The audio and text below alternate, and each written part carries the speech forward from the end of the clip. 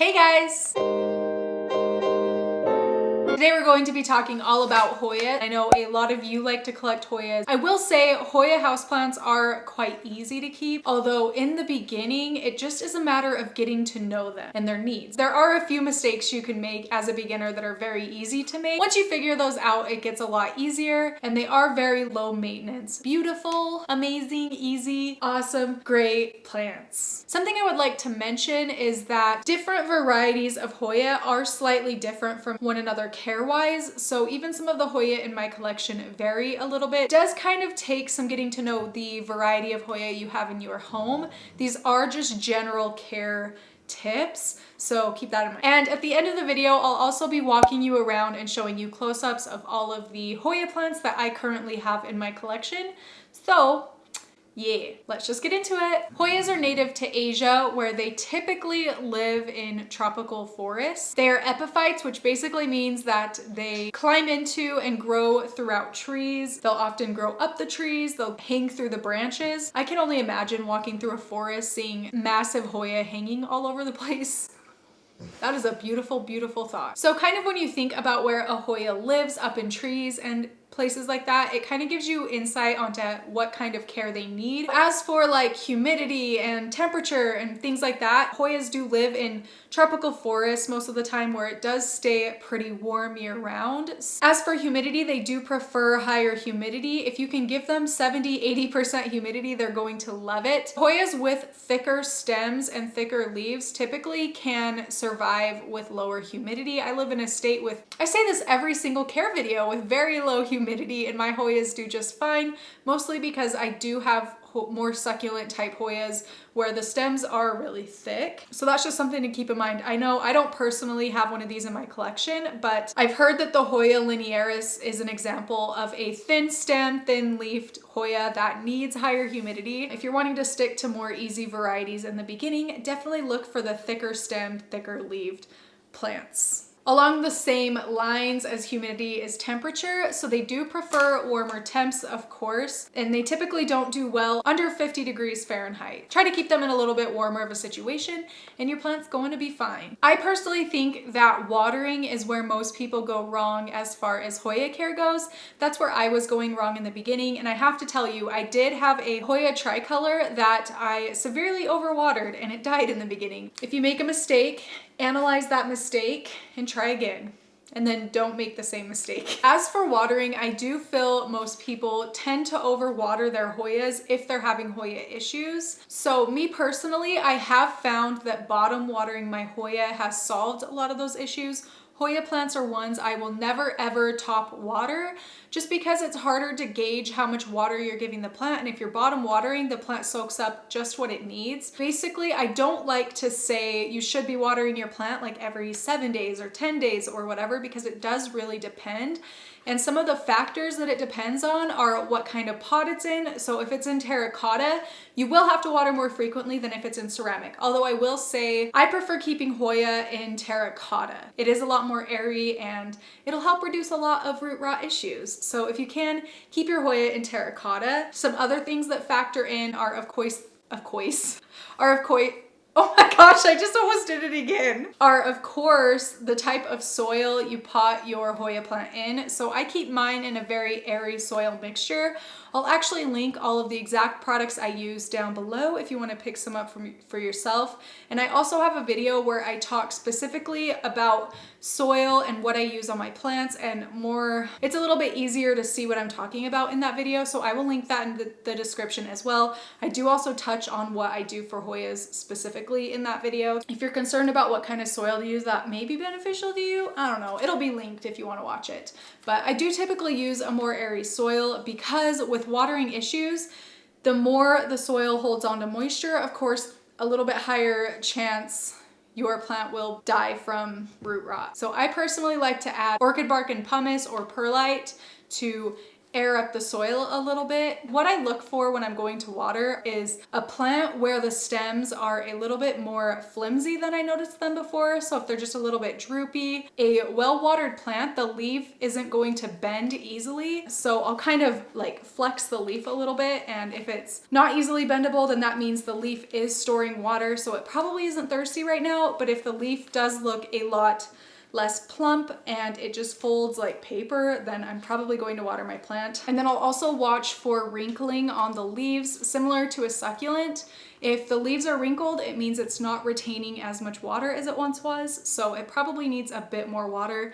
And a great example of this is a Hoya compacta. They do tend to wrinkle when they're thirsty. Gosh, this is kind of all over the place, but wrinkled leaves on a Hoya can also mean overwatering. So if you're noticing wrinkled leaves along with discoloration, that probably means your plant is overwatered, and those discolored leaves typically start at the base of the plant, like nearest to the soil, and then gradually work its way down the vine. If you're worried you're overwatering, that's a sign to watch for. So like I said, Hoyas are pretty intolerant of overwatering.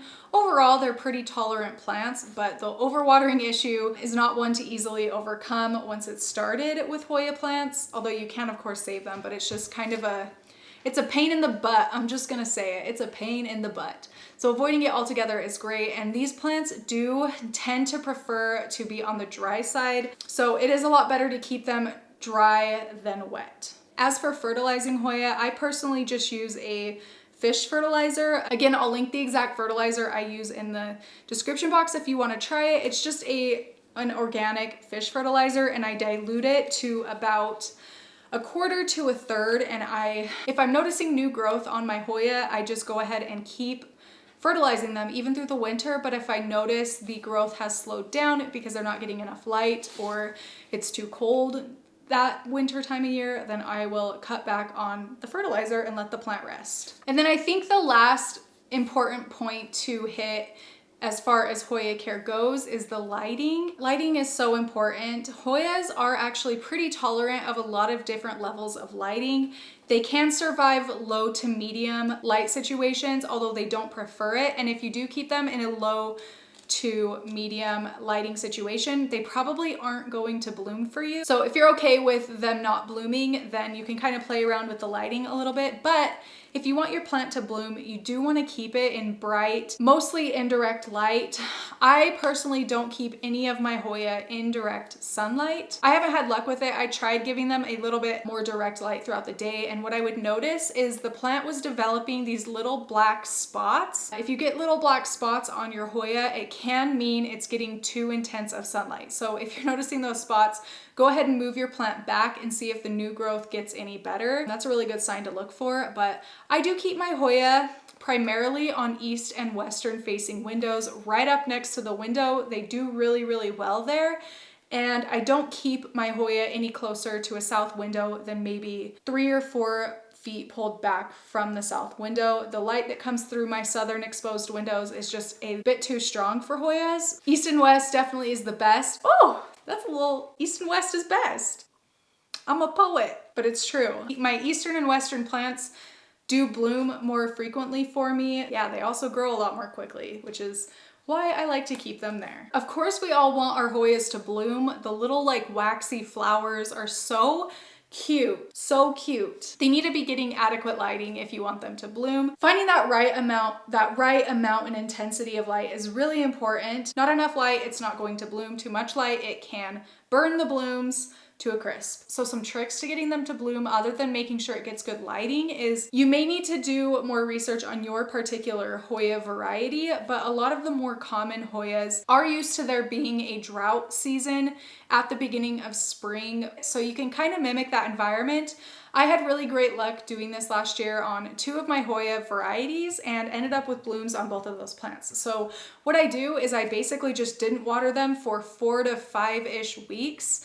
And then I started watering consistently again, and they did end up blooming. It worked really well. That's a kind of a trick. Another little trick is keep your Hoya slightly root bound. They do actually kind of like being root bound as opposed to in too big of a pot. So if you have to make the choice, keep them in a tighter, smaller container if possible. I'm not saying to like keep them in a small enough pot that they're like suffocating and it's like just their roots, no room for them to like grow their root system anymore, but a little bit of a tighter root situation is fine for them, and it actually does promote blooming. And then the last kind of trick you can do is during the winter, or when you notice your Hoya plants have stopped producing new growth as quickly, you can lower the temperature in your house a little bit, keep it a little bit cooler. I mean, if you live somewhere with a really cold winter, like where I live, it naturally is a little bit colder inside, even with the heater running. But if you let them stay a little bit cooler in off-growing season, then the odds of them blooming are a lot greater. The Hoya plant needs to be a mature plant, so like a tiny little cutting probably isn't going to bloom for quite some time. It isn't impossible, but it's just not as likely. So that is all the care information I can really give you. If I missed something, then please leave me a comment down below with added information or any questions I didn't quite answer. I'll do my best to make it to all of the comments, to respond to everything, although it's not always possible. Now I will show you all of the Hoya plants in my collection. Oh, you know what? I started to talk about my collection of Hoyas. First of all, I have a lot of Hoyas. I think I might have more Hoyas than any other type of plant in my collection. As far as pruning goes, some Hoya varieties grow these long tendrils that look very sparse and kind of weird, and I know it's really tempting to cut them off, especially in the beginning. I know with my very first Hoya tricolor, I cut off anything that didn't have leaves on it because I thought that it would make my plant bushier, like with a lot of other plants, but this plant will become bushy. So basically, a lot of Hoyas push out these long trailing things. These cling to basically everything. You can see up here, it's kind of starting to just do its own thing. I mean, there are so many of them, but what it does is it shoots those out, finds somewhere to cling onto, and then it forms leaves. And often the blooms will form out of the ends of these. Try not to cut them unless you're trying to keep your plant small. And I do also know a lot of, especially a lot of big box stores, I have seen that they do cut those long tendril things. I know there's a name for them, but I forget what it is. So if you're shopping for a Hoya and you're at a big box store, or I guess any nursery really could be doing it, just pay attention to if they've been cutting those off, because it can make it appear like the plant isn't putting out new growth as often. Keep that in mind and try to avoid cutting those off unless you want to keep your plant small.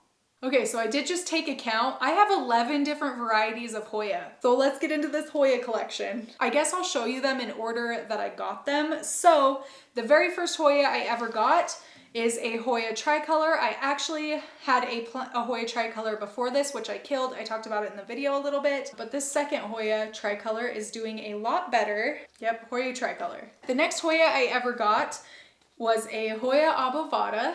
This one right here. This was so much smaller when I got it. It was not trailing at all. So basically it was just a pot of vineless Hoya. But since I've brought it home, it has grown really quickly. This is one I can definitely recommend for beginner plant people.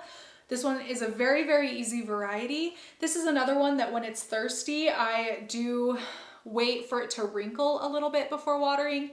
And this one in particular, you can really notice it like drooping. The leaves just don't look as plump on this plant as they do when they're well watered. So yeah, I really, really love this one. So pretty. I actually need to repot this next spring. It's actually in the pot I originally bought it in because I'm trying to keep them a little bit root bound. That Hoya tricolor, I keep it pulled now 8 feet back from a south window.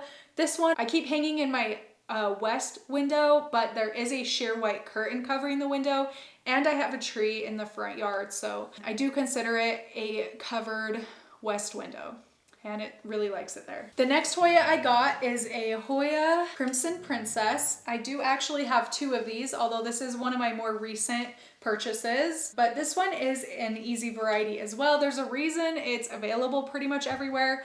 That's because it's so easy and sought after, and the variegation is so beautiful. This is one that I also keep facing a south window, pulled about 8 feet back, and it has done really well there.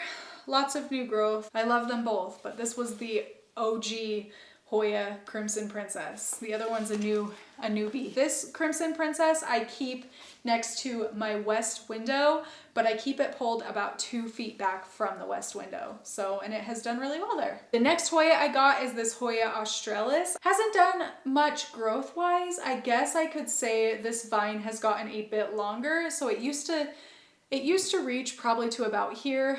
Now it's gotten longer, and you can see there are little leaves forming, especially at the top. I don't know what it is. This is a Hoya a lot of people say is really easy for them and grows really quickly, but for me, it has just not done much. I don't quite know what I'm doing wrong. I mean, I don't think I'm doing anything wrong with it because it's fine. Like, it's alive and it looks healthy. It's just growing a lot more slowly than a lot of people claim the Hoya Australis does. But I'm happy it is forming new leaves up here. So I guess there's not much more I can ask for. The next Hoya I got is a Hoya Wayettii. You can see I got a lot of these at Lowe's and Home Depot. This one was really sad for a while, and what I think happened is I had it too close in a south window, and a lot of the foliage turned a really bright red. It was so beautiful. Then the plant just like dried up to a crisp, but it is getting quite a bit of new growth. Yeah, I think it's doing a lot better now that I moved it away from a south window. I actually keep this one hanging 1 foot back from an eastern facing window now, and it's done really well. So yeah, especially when these start to hang down. So beautiful. I love it. Just be sure that you're not giving it too much light. The next Hoya I have had for quite a while is my Hoya Publicalis. This is actually by far the easiest Hoya. Did I already say that about the Obovata? It's definitely between the Obovata and this one, but this one grows a lot more quickly than the Obovata. So when I got this, it did have some hanging tendrils. Not anything like it is now. This baby is loving its life. I definitely need to repot this like first thing in the spring, but it shoots these out. They cling onto the curtain rod I hang it on, which I hang it from that same west covered window, and it is living its best life. I've never had a single problem with this plant. It is just huge and beautiful, and I love it so much. This is another one that when it's thirsty, you can really tell because the foliage does tend to like droop a little bit. It just like, it's really pretty, and I've never had a single issue with this plant. If you're able to grab a Publicalis, then I highly recommend picking it up if you're wanting to get into Hoya. This is a great one to start with. Next is my Hoya Chelsea, which this is a Hoya I had been hunting for so long. It was pretty uncommon for a while there, but then it popped up available at my local Lowe's, which I was really happy about. I just love the plump, fleshy leaves. They are so cute. These do look pretty similar to a Crinkle 8, although if you count the little divots in the leaves on a Chelsea, there's only going to be like 6 or less. So that's the difference between a Crinkle 8 and a Hoya Chelsea. Yeah, this one's pretty low maintenance plant. Basically, I did just recently water this one. I wish I would have waited so I could show you. This one, I wait to water until you can really see the veining on the leaves. Let me see if there's one. Like, I guess this is a pretty good example. So compared, I don't know if you'll be able to really adequately see just how wrinkled this leaf is, but compared to the other Chelsea leaves, this one is just quite a bit more wrinkly and like flimsy. You can see it's really thin. So a well-watered Chelsea, the leaves are quite a bit thicker. Definitely very plump. Once most of the plant starts to look more like this thinner leaf I showed you, that's when I'll go ahead and water this one. Again, this one's really easy. This is one that I keep pulled 3 feet back from a south window. It just hangs there. Loves it. Next up is Hoya Compacta.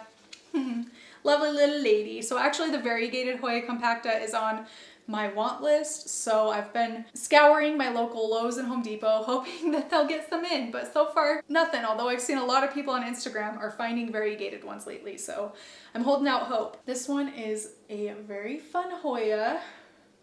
I really enjoy it. This is actually one of my faster growing Hoyas. So I must be doing something right. I don't water this one hardly ever. The only time I will water this Hoya is when all of the leaves look wrinkled like this. I hope the camera is picking up how wrinkled that leaf is. There's also one right there you can see pretty well. Wrinkled leaves, I think right there. But once most of the plant is wrinkled like that, then I'll go ahead and water it. This is one that is very, very easy to overwater. So be careful of that. I mean, yeah, be careful of that. I do prefer to bottom water these again, and only once I notice most of the plant is wrinkled, like those few leaves I showed you. Yeah, I keep this one pulled 8 feet back from a south window. The next Hoya I got is this little Crinkle 8, which is so sad. You guys probably saw me unbox this from Arium Botanicals a while ago. This is actually the Hoya that was out of its pot when I got it, and the weather was still pretty cold, so half of the plant ended up dying within a couple of weeks. I think it just went through a shock when it was tousled out of its pot like that. And it was in a little bit colder weather, so the part that was salvageable is doing a lot better now. I feel pretty good about it. I think it's going to be okay. It just took some acclimating to my house. But this is what's left. It's not the most shapely plant, but I'm not complaining about it. This is another one that's extremely susceptible to root rot. So again, I recommend bottom watering it, waiting until the leaves are pretty wrinkled to water, and I keep this one 8 feet back from a south window. This next Hoya I actually got as a gift, a birthday gift from my parents last year. It is a Hoya lacunosa. This is the only Hoya I've ever had a pest issue with. A lot of people claim that this plant smells like vanilla when it blooms. I didn't know that you had to sniff the blooms at night, but I couldn't smell it because I never sniffed it at night. But this baby was blooming nonstop all through summer. So for like 3 months it was blooming nonstop. And I think aphids were attracted to the sweet smell that it put off during the night, because I have never seen an aphid on my indoor plants, like on outdoor veggies and stuff, yeah, but not on an indoor plant like this. So that's the only thing I can think would attract it. And I swear one day I saw this plant and it was fine, and then the next it was just covered in aphids, which was really weird, and I definitely think it was attracted to the smell of the blooms. I mean, I've taken care of the issue now. I will be doing an aphid pest maintenance video later on this month, so stay tuned for that. It's grown actually pretty quickly. Haven't had any issues with it other than the aphids. This is another one that I wait until I can see the veins, like actually feel the veins on the leaves. So once they're just looking a little bit skinny and kind of malnourished a little, like very skinny, very dehydrated, that's when I go ahead and bottom water it. And I keep this one hanging in that covered west window. This is really redundant. I hope you like seeing my plants. I like showing them. I think this one's really cute. And then the Hoya I've picked up most recently is my Hoya bilobata. I like this one. I've been on the hunt for this one. I think it's really cute. I've only had this for about a month and a half now, but it has really grown. These were not all there when I brought it home. It did have a couple, but not to this, it didn't have this much. So I think it's doing pretty well. I keep this one hanging 3-ish, 4-ish feet back from a south window, and I think it likes it. I haven't watered it yet, because if you buy Hoya from like Home Depot or Lowe's, odds are you're not gonna have to water it for a while unless you repot it, because the soil retains moisture like crazy. I really love these little, how the leaves are so small, but they're very plump, juicy looking. Yeah, this is my Hoya bilobata. There are quite a few more Hoyas on my wish list. So like I said, a Hoya compacta variegata. I really want a Hoya carrii. I also really want a Hoya crimson queen. I would love to have, what is it called? Oh, a Hoya australis lisa. I mean, there are so many Hoyas I want. Basically, I want them all. I would love a Hoya linearis, although I don't know if it would do well in my house. And they're very expensive, which is why I haven't sprung for one. Basically, every Hoya is on my want list. Those are the main ones that I just said though. That is it for this video. Please let me know what you think in the comments down below. I would love to hear which Hoya varieties you have in your collection as well.